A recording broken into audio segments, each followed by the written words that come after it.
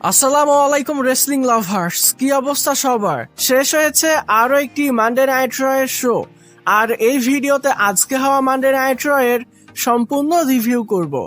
Video ভালো লাগলে ভিডিওতে লাইক দিবেন, চ্যানেলে নতুন হয়ে থাকলে চ্যানেলটি সাবস্ক্রাইব করে দিবেন। ওয়েল, আজকের মানডে নাইট রয়ের শোটা অফিসিয়ালি কিক অফ করে দ্য ফিনোমেনাল এজে স্টাইলস। এজে স্টাইলস রিং এর মধ্যে আসে, সবাইকে মানডে নাইট রতে ওয়েলকাম করে। তবে এখানে নোটিসেবল বিষয় হলো এজে স্টাইলস এখন যে ধরনের পপ পাওয়ার কথা সে ধরনের পপ কিন্তু সে আজকে শোতে পায়নি। তো এটা কিন্তু পার্সোনালি আমার কাছে অনেকটা বেশি খারাপ লেগেছে, এবং এটা শুধুমাত্র আমার পার্সোনাল অবজারভেশন। এই ব্যাপারটা নিয়ে তেমন সিরিয়াস হওয়ার কোনো কারণ নেই। তো যাই হোক, এজে স্টাইলস এখানে মূল কথায় আসে, সেখানে সরাসরি গান্থারের বিষয়টা নিয়ে কথা বলে। সে বলে রয়্যাল রাম্বলে আমার এবং গান্থারের মধ্যে ম্যাচ হবে, অনেকে ধরেই নিয়েছে সেখানে আমি রিটায়ার করব, আমি গান্থারকে হারাতে পারবো না, গান্থার আমাকে হারিয়ে দিবে। এর জন্য এখন আমাকে সব জায়গায় শুনতে হচ্ছে ফাইনাল টাইম, লাস্ট টাইম, এরকম বিষয়। তবে এখানে কথা হলো গান্থার আমাকে হারাতে পারবে না রয়্যাল রাম্বলে, বরং রয়্যাল রাম্বলে আমি গান্থারকে হারিয়ে দিব। এরপরে সে এখানে এই বিষয়টাও বলে যে আমি এটা বলেছি 2026 সালে আমি রিটায়ার করব, আমি আমার রিটায়ারমেন্টের ঘোষণা দিয়েছি। আমি আমার রিটায়ারমেন্টের ঘোষণা দিয়েছি আমার ফ্যান্সদেরকে আপসেট করার জন্য নয়, বরং আমি কোম্পানিতে যতটুক সময় আছি আমি চাই আমরা সবাই একসঙ্গে হয়ে এই সময়টাকে এনজয় করি, এর জন্যই আমি আমার রিটায়ারমেন্টের ঘোষণা দিয়েছি। একই সঙ্গে সে এই বিষয়টাও বলে যে এবার এজে স্টাইলস আরো একবার চ্যাম্পিয়নশিপ রান চায়, মানে ওয়ার্ল্ড চ্যাম্পিয়নশিপ রান চায়। এরপরে সে আবারও গান্থারের বিষয়টায় ফিরে আসে, সে বলে যে গান্থার ভালো, তবে বিষয়টা হলো গান্থার কিন্তু ফিনোমেনাল নয়। এরপরে সেখানে মিউজিক হিট হয়ে যায় best in the world CM পাঙ্কের। সিএম পাঙ্ক রিং এর মধ্যে আসে, সবাইকে উদ্দেশ্য করে এজে স্টাইলসকে বলে সে এজে স্টাইলসকে 20 বছরের বেশি সময় ধরে চেনে, তারা বন্ধু ছিল এবং তারা প্রতিপক্ষও ছিল, এবং সে এজে স্টাইলসের প্রতি রেসপেক্ট রেখে এই বিষয়টা বলতেছে যে এজে স্টাইলস কেন গান্থারের এগেনস্টে রয়্যাল রাম্বলে তার ক্যারিয়ারটা অন দ্য লাইন রেখেছে। মানে এখানে সিএম পাঙ্ক মূলত তার কথার মধ্যে দিয়ে এটাই বোঝাতে চেয়েছে এজে স্টাইলস তার ক্যারিয়ার অন দ্য লাইন রেখে ভুল করেছে, এবং সিএম পাঙ্কের কাছে কিন্তু এই বিষয়টা মনেও হচ্ছে যে রয়্যাল রাম্বলে হয়তোবা এজে স্টাইলস আসলেই গান্থারের কাছে হেরে যাবে, সে হয়তোবা গান্থারকে হারাতে পারবে না। আর এই বিষয়টা কিন্তু এজে স্টাইলসও ফিল করতেছিল, যার কারণে এজে স্টাইলস কিন্তু সিএম পাঙ্ককে বলে যে তোমার এই কথা কিন্তু আমার কাছে অনেকটা ডিসরেসপেক্টফুল। তো এখানে সিএম পাঙ্ক বলে যে দেখো, আমি তোমাকে অপমান করার জন্য কিংবা ছোট করার জন্য বলতেছি না, আমি শুধুমাত্র এটাই বলতে চাচ্ছি যে আমি হলাম অনেক বেশি সেলফিশ। রয়্যাল রাম্বলে কি হবে না হবে ওই বিষয়টা আমি জানতে চাই না, আমি তোমার সঙ্গে আরো একটা ম্যাচ চাই। তো এজে স্টাইলসও কিন্তু এখানে রাজি হয়ে যায়। তো এজে স্টাইলস এখানে সিএম পাঙ্ককে বলে যে দেখো, রয়্যাল রাম্বলে তো আমি গান্থারকে হারাবো এবং একই সঙ্গে আমি কিন্তু তোমাকেও হারাতে পারি। এরপরে সেখানকার অডিয়েন্সরা কিন্তু চ্যান্ট করে fight to night, fight to night, মানে আজকে রাতেই দুজনের মধ্যে তারা একটা ম্যাচ দেখতে চায়। তো এখানে এজে স্টাইলস সিএম পাঙ্ককে বলে আজকে যদি আমি তোমাকে হারাই এবং রয়্যাল রাম্বলে যদি আমি গান্থারকে হারাই, তাহলে কিন্তু আমি তোমার ওয়ার্ল্ড হেভিওয়েট চ্যাম্পিয়নশিপের জন্য নাম্বার 1 কন্টেন্ডার হয়ে যাব। তো সিএম পাঙ্ক এখানে অনেক বেশি খুশি হয়ে যায় এবং সে অনেক আনন্দের সঙ্গে এই বিষয়টা বলে যে দেখো, তোমার নাম্বার 1 কন্টেন্ডার হওয়া লাগবে না, বরং আজকে তোমার এবং আমার মধ্যে যে ম্যাচ হবে সেটা হবে এই ওয়ার্ল্ড হেভিওয়েট চ্যাম্পিয়নশিপের জন্য। তো আজকের মানডে নাইট রয়ের মেইন ইভেন্টের জন্য কিন্তু আজকের মানডে নাইট রয়ের শুরুতেই এজে স্টাইলস এবং সিএম পাঙ্কের মধ্যে ওয়ার্ল্ড হেভিওয়েট চ্যাম্পিয়নশিপের জন্য ম্যাচটা অফিসিয়াল হয়ে যায়।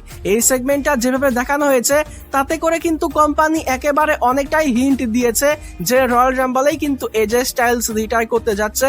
তবে এখানে একটু কিন্তু কনফিউশনও আছে, আর এই বিষয়টা নিয়ে ভিডিওর সামনের দিকে কথা বলবো। এরপর আমরা আজকে মানডে নাইট রয়ের প্রথম ম্যাচ হিসেবে একটা 6 উইমেন্স ট্যাগ টিম ম্যাচ দেখতে পাই, যেখানে এক পক্ষে ছিল স্টেফনি ভেকার, রিয়া রিপ্লি এবং ইয়ো স্কাই, অপর পক্ষে ছিল লিভ মর্গান, রক্সেন প্রেজ এবং রাকেল রড্রিগেজ। এই ম্যাচটা রাখার পেছনে শুধুমাত্র একটাই কারণ, আমরা গত এসএনএমিতে লিভ মর্গান এবং রক্সেন প্রেজ ভার্সেস রিয়া রিপ্লি এবং ইয়ো স্কাইয়ের মধ্যে ম্যাচ দেখতে পেয়েছি, এবং সে ম্যাচের মধ্যে রাকেল রড্রিগেজ এবং স্টেফনি ভেকারের কিন্তু ইনভলভমেন্ট ছিল। আর তাছাড়াও স্টেফনি ভেকার এবং রাকেল রড্রিগেজের মধ্যে কিন্তু আমরা বেশ অনেকগুলো শোতে শুধুমাত্র অ্যাটাক দেখতে পাচ্ছি, কোনো ম্যাচ কিন্তু এখনো পর্যন্ত হয়নি। আর কোম্পানি আজকের শোতে ম্যাচ করতে চায় না, এর জন্য কোম্পানি কোনো আলাদা করে সেগমেন্ট না রেখে একটা 6 ওমেন ট্যাগ টিম ম্যাচই কিন্তু আজকে মানডে নাইট রোতে রেখে দিয়েছে।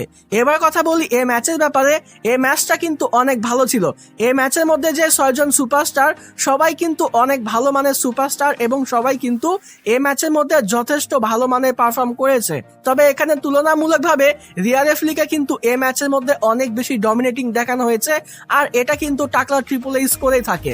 তো রিয়া রিপ্লির পারফরমেন্স কিন্তু এই ম্যাচের মধ্যে আসলেই অনেক ভালো ছিল। সে কিন্তু একাই পুরো জাজমেন্টের উপরে ডমিনেট করতেছিল। এই ম্যাচের মধ্যে এমন একটা সিকোয়েন্স আসে যে রক্সেন প্রেস এবং লিভ মর্গান দুজনে একসঙ্গে হয়ে রিয়া রিপ্লিকে কোড ব্রেকার এবং ব্যাক ব্রেকার হিট করার চেষ্টা করে, তবে দুইজনে মিলে কিন্তু রিয়া রিপ্লিকে নড়াতে পারে না। তো এটাও কিন্তু প্রমাণ করে যে রিয়া রিপ্লি কতটা শক্তিশালী। তো যাই হোক, শেষ পর্যন্ত এই ম্যাচের মধ্যে রিয়া রিপ্লি রক্সেন প্রেসকে তার ফিনিশার রিপটাইড হিট করে, পিন করে এবং তারা কিন্তু এই ম্যাচটা জিতে যায়। তো এই 6 ওমেন্স ট্যাগ টিম ম্যাচটা কিন্তু রিয়া রিপ্লি, ইও স্কাই এবং স্টেফনি ভেকার জিতে গিয়েছে, অপরদিকে জাজমেন্টে কিন্তু এই ম্যাচটা হেরেছে। এরপর আমাদেরকে ব্যাক স্টেজে সিএম পাঙ্ক এবং ফিন বেলারের মধ্যে একটি সেগমেন্ট দেখানো হয়। এই সেগমেন্টের মধ্যে ফিন বেলার সিএম পাঙ্ককে ধন্যবাদ জানায়, তাকে ওয়ার্ল্ড হেভিওয়েট চ্যাম্পিয়নশিপের জন্য অপরচুনিটি দেওয়ার জন্য, ফিন বেলারের হোম টাউনে তাকে অত বড় একটা মুভমেন্ট দেওয়ার জন্য। একই সঙ্গে ফিন বেলার এই বিষয়টাও বলে যে সে আবারও ওয়ার্ল্ড হেভিওয়েট চ্যাম্পিয়ন হতে চায়, সে ওয়ার্ল্ড হেভিওয়েট চ্যাম্পিয়নশিপের জন্য অপরচুনিটি চায়। তো সিএম পাঙ্ক এখানে ফিন বেলারকে বলে যে দেখো, আমি তোমাকে রেসপেক্ট করি, আমি তোমাকে পছন্দ করি, তুমি ওয়ার্ল্ড হেভিওয়েট চ্যাম্পিয়ন হতে চাও, এটা ভালো কথা, তবে তোমাকে এর জন্য রয়্যাল রাম্বল জিততে হবে। তো যাও, তুমি আগে গিয়ে কথা বলে নিজেকে রয়্যাল রাম্বলের জন্য অফিসিয়াল করে নাও। আর সব থেকে বড় কথা হলো, তোমাকে এসব কিছু করতে হলে জাজমেন্ট থেকে বের হতে হবে। তো এই সেগমেন্টের মধ্যে কোম্পানি কিন্তু ফিন বেলারের ফেস টানার একটা টিজ দিয়েছে, তবে ভেতরে কিন্তু অন্য শয়তানি ছিল। আর অ্যাকচুয়ালি এই শয়তানিটা কি, এটা আমরা জানতে পারবো এই ভিডিওর শেষের দিকে। এরপর আমরা আজকে মানডে নাইট শোতে দ্য ভিশনের একটা সেগমেন্ট দেখতে পাই। পুরা ভিশন কিন্তু রিং এর মধ্যে আসে। Paul Heyman, Logan Paul, Austin Theory, Bronson Reed এবং ব্রন বেকার। ফাইনালি আজকে মানডে নাইট শোতে কিন্তু ব্রন বেকারের রিটার্ন হয়ে গেছে। তো সবাই রিং এর মধ্যে আসার পরে পল হেইম্যান কথা স্টার্ট করে। শুরুতেই তাকে কিন্তু অডিয়েন্সরা প্রচুর পরিমাণে বু করে, তবে ফাইনালি পল হেইম্যান সবকিছু সামলে নেয় এবং সে কিন্তু কথা স্টার্ট করে। সে অস্টিন থিওরিকে নিয়ে কথা বলে, লোগান পলকে নিয়ে কথা বলে, ব্রনসন রিড এবং ব্রন বেকারকে নিয়ে কথা বলে, মানে সবার প্রশংসা করে সবাইকে ইন্ট্রোডিউস করে। এরপর সে অ্যাডাম পিয়ার্সকে নিয়ে কথা বলে, অ্যাডাম পিয়ার্স কিভাবে ব্রন বেকারকে সাসপেন্ড করেছিল, যেখানে দোষটা পুরো অ্যাডাম পিয়ার্সেরই ছিল।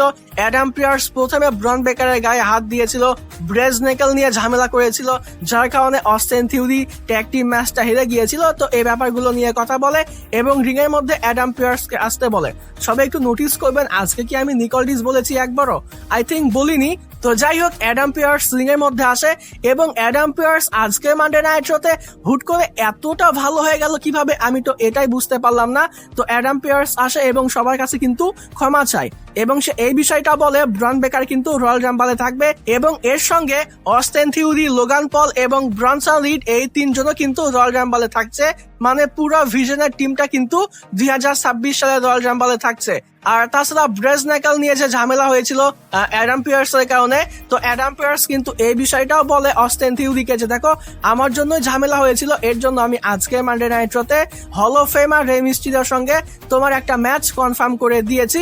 তো অ্যাডাম পিয়ার্স কিন্তু এখানে অনেক ভালো ছিল। তো এটা কিন্তু হয়েছে শুধুমাত্র ওই ফোন কলের জন্য।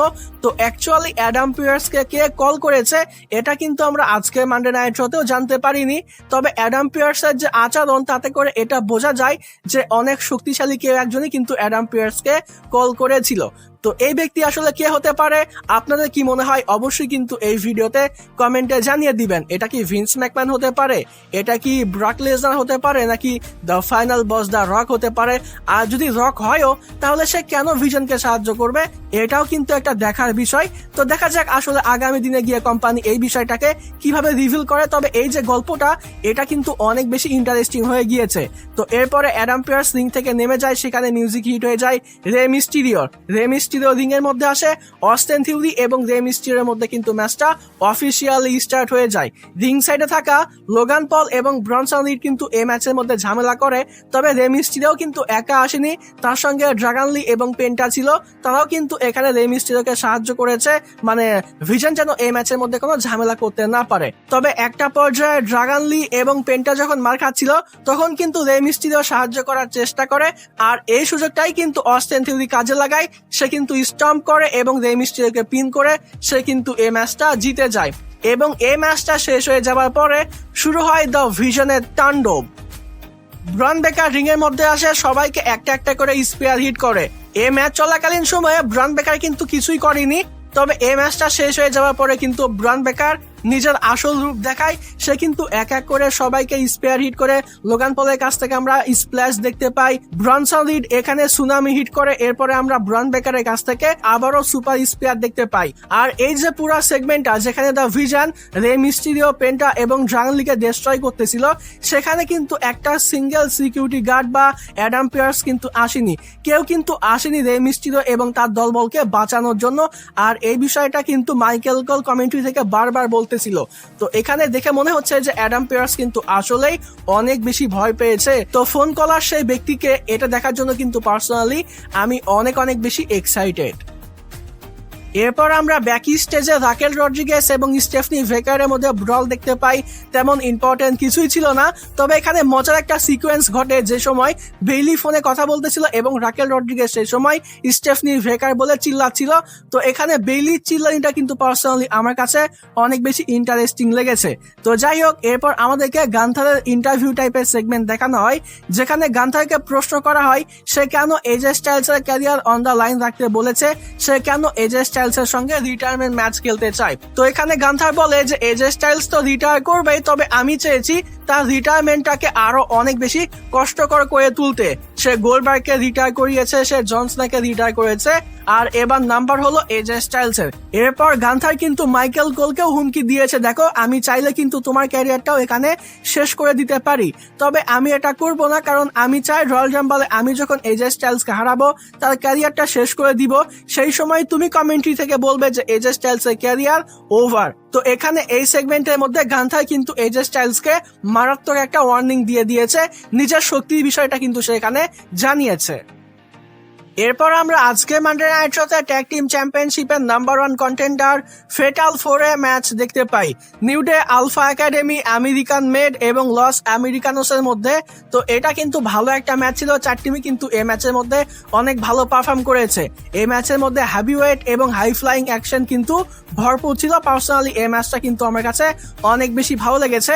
তবে এখানে মজার বিষয় হলো এই ম্যাচটা কিন্তু আলফা একাডেমি জিতেছে, তারা কিন্তু নাম্বার 1 কন্টেন্ডার হয়ে গেছে। আর এই ম্যাচটা শেষ হয়ে যাওয়ার পরে আলফা একাডেমি এবং জেউসের মধ্যে কিন্তু একটা ফেস অফ হয়েছে, কারণ এই ম্যাচটা শুরু হবার আগেই কিন্তু রিং সাইডে জেউসো এসেছিল, জেউসো কিন্তু এই পুরো ম্যাচটা দেখতেছিল। একটা পর্যায়ে এই ম্যাচের মধ্যে কিন্তু গ্রেসেন ওলার ঝামেলাও করতেছিল, তবে জেউসো কিন্তু গ্রেসেন ওলারকে আগেই সাইড করে দিয়েছিল।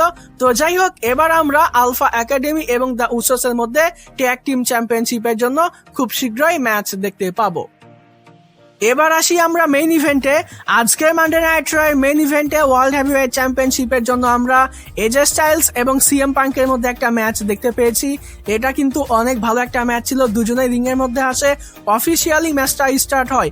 আর এই ম্যাচটা শুরু হওয়ার সময় এজে স্টাইলস এর ফেস দেখে কিন্তু তাকে অনেক বেশি ইমোশনাল, অনেক বেশি নার্ভাস মনে হচ্ছিল। তার ফেস দেখে কিন্তু এই বিষয়টা বোঝা যাচ্ছিল যে এজে স্টাইলস এর হাতে কিন্তু আর খুব বেশি সময় নাই, হয়তোবা রয়্যাল রাম্বলে এজে স্টাইলস রিটায়ার করতে যাচ্ছে। যেহেতু সিএম পাঙ্কের এগেনস্টে আজকে মানডে নাইট শোতে এজে স্টাইলসকে ওয়ার্ল্ড হেভিওয়েট চ্যাম্পিয়নশিপের জন্য ম্যাচ দেওয়া হয়েছে, তো এই বিষয়গুলো কিন্তু ক্লিয়ারলি হিন্ট করতেছে যে এজে স্টাইলস কিন্তু রয়্যাল রাম্বলে রিটায়ার করতে যাচ্ছে। যদি এজে স্টাইলস অ্যাকচুয়ালি রয়্যাল রাম্বলে রিটায়ার করে তাহলে ডেফিনেটলি এজে স্টাইলস কিন্তু ভেবেচিন্তেই এই সিদ্ধান্ত নিয়েছে। আর এটা কিন্তু ভালো একটা বিষয়, 10 বছর আগে এজে স্টাইলস কিন্তু রয়্যাল রাম্বলে ডিবিউ করে এবং 10 বছর পরে সে যদি রয়্যাল রাম্বলে রিটায়ার করে তাহলে এর থেকে ভালো বিষয় আর কি হতে পারে। তো যাই হোক, এই ব্যাপারটা নিয়ে আর কথা কথা না বলি, আসি মূল ম্যাচের ব্যাপারে। তো ম্যাচটা কিন্তু ভালো ছিল। এই ম্যাচের মধ্যে কিন্তু দুজনেই অনেক ডমিনেটিং পারফরমেন্স আমাদেরকে উপহার দিয়েছে। এজে স্টাইলস এই ম্যাচের মধ্যে multiple time styles clash hit করার চেষ্টা করে, তবে বারে বারে সে কিন্তু আনসাকসেসফুল হচ্ছিল। তবে ফাইনালি কিন্তু এজে স্টাইলস একটা স্টাইলস ক্লাশ হিট করে, তবে এরপরে কিন্তু সিএম পাঙ্ক কিক আউট করে। ম্যাচটা কিন্তু সেখানে শেষ হয় না। সিএম পাঙ্কও কিন্তু এই ম্যাচের মধ্যে যথেষ্ট ভালো পারফর্ম করেছে। তবে মজা আসে এই ম্যাচের এন্ডিং এ কিন্তু আমরা একটা শকিং জিনিস দেখতে পাই, আর সেটা হলো ফিন বেলার এসে সিএম পাঙ্কের ওপরে অ্যাটাক করে, যার কারণে এই ম্যাচটা কিন্তু ডিসকোয়ালিফিকেশনে শেষ হয়। অফিসিয়াল কোনো রেজাল্ট কিন্তু এই ম্যাচের আসে না। তো কই আমরা ভাবতেছিলাম যে ফিন বেলার ফেস টার্ন করবে, সেখানে আমরা দেখতে পেলাম যে আজকের মানডে নাইট শোতে কিন্তু ফিন বেলার আরো একবার হিল টার্ন হয়ে গেল। ফিন বেলার কিন্তু হিল ছিলই, তার উপরে নতুন করে কিন্তু আজকের মানডে নাইট শোতে ফিন বেলারের আবারও হিল টার্ন হয়ে গেছে। তো ফিন বেলার কিন্তু সিএম পাঙ্কের উপরে ভয়ঙ্কর ভাবে অ্যাটাক করে, মাল্টিপল টাইম ফিনিশার হিট করেছে। আর এখানে একটা বিষয় বলতে আমি ভুলে গিয়েছিলাম, আর সেটা হলো ফিন বেলার কিন্তু অ্যাডাম পিয়ার্সের কাছে গিয়েছিল রয়্যাল রাম্বলে থাকার জন্য, রয়্যাল রাম্বল একটা স্পটের জন্য। তবে এখানে অ্যাডাম পিয়ার্স কিন্তু ফিন বেলারকে বলে দেয় যে রয়্যাল রাম্বলের যে 30টা স্লট সেটা কিন্তু ফিল আপ হয়ে গেছে, যার কারণে ফিন বেলার কিন্তু রয়্যাল রাম্বলে থাকতে পারবে না। তো ফিন বেলার রয়্যাল রাম্বলে আসলেই থাকতে পারবে কিনা এটা আমরা রয়্যাল রাম্বল দেখলেই বুঝতে পারবো। তবে আজকের শোতে কিন্তু এই বিষয়টা বলা হয়েছে ফিন বেলার রয়্যাল রাম্বলে থাকছে না। আর যেহেতু সে সিএম পাঙ্কের উপরে অ্যাটাক করেছে, তো এই বিষয়গুলো কিন্তু ক্লিয়ারলি হিন্ট করতেছে ডেফিনেটলি আমরা এবার খুব শীঘ্রই আরো একবার ওয়ার্ল্ড হেভিওয়েট চ্যাম্পিয়নশিপের জন্য ফিন বেলার এবং সিএম পাঙ্কের মধ্যে ম্যাচ দেখতে পাবো। ফিন বেলারকে চ্যাম্পিয়ন করা হবে কি না হবে এটা অনেক দূরের বিষয়, তবে ম্যাচ কিন্তু আরো একটা হবে, এটা কিন্তু 100% কনফার্ম। তো যাই হোক ডিয়ার অডিয়েন্স, এই ছিল আজকের মানডে নাইট শো, এই ছিল আজকের মানডে নাইট শো এর রিভিউ ভিডিও। আজকের মানডে নাইট শো এর শোটা আপনাদের কাছে কেমন লেগেছে অবশ্যই কিন্তু এই ভিডিওতে কমেন্টে জানিয়ে দিবেন। আর এই ভিডিও ভালো লাগলে ভিডিওতে লাইক দিবেন, চ্যানেলে নতুন হয়ে থাকলে চ্যানেলটি সাবস্ক্রাইব করে দিবেন। আজকের মতো এখানেই বিদায় নিচ্ছি। যাবার আগে একটি কথাই বলতে চাই, যদি রেসলিং ভালোবাসো তাহলে আমরা সবাই এক টিম।